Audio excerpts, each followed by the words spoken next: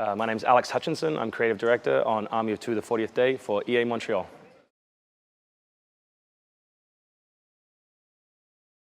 For those people who played the first game, Army of Two is a cooperative shooter.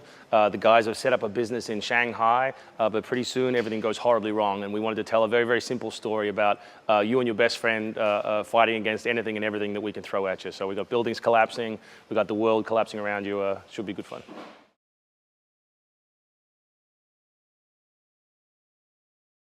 So the biggest defining feature of the game really is that it's co-op from the ground up. So we've got every flavor of co-op you could possibly imagine. You can play split screen with your buddy on the couch. You can play over a network on Xbox 360 or PlayStation 3. Even in the multiplayer, which is a big deal for us this time around, we want you to migrate as a co-op pair from the campaign mode to the multiplayer mode. So you can play split screen against up to 10 other people, or again, network with your buddy. So I think co-op focus is what it's all about.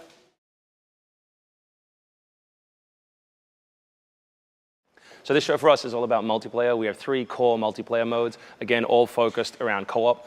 So up to 12 people can play in either co-op deathmatch, which is obviously a very simple mode, which is just, find your best friend and go shoot people in the face, count kills, that sort of stuff. There's a control mode, which is a capture the flag style mode. So you, in a team of 6, are trying to defeat another team in holding a position in the world. There's also Warzone, which is the objective-based cooperative mode from the first game, which we've expanded and refined and brought back. So you have lots of different little missions that kick off throughout that. We have a 4th bonus mode, which is free for everybody, but we're trying to get pre-orders up. So if you pre-order, you get it on day 1. For everybody else, you get it 30 days after for free, to emphasize that. But it's a 4-player cooperative mode. So it's basically like a mashup between Left 4 Dead and Gears of War. It's Horde mode, where you and the 3 buddies try to hold a space. And when you get through that, we move you to a fresh space.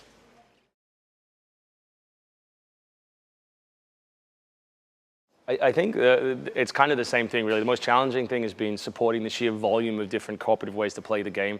So, if you don't have a friend or you don't want to play with a friend, you play with a partner AI, and everyone knows how difficult it is to have someone next to you for an entire game that has to, interact and be a believable character in the world. We're also supporting split screen, network co-op, multiplayer co-op, both split screen and network. So that's been a massive headache. But the exciting thing is just seeing that anyone who wants to play the game with a buddy can find some way to do it.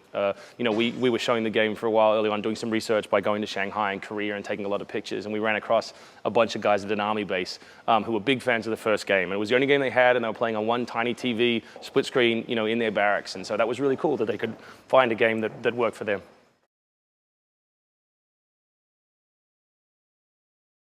We're a small team. It sounds like a big team, but there's only about 80 people on the core team, and that was a big team 10 years ago, and now it's a little team, which is scary. But it means also that we're a close-knit team. So I think being a small studio, quite in an unusual location like Montreal, it's also a very international group. So it's just been fun working with the guys. It's been a good experience.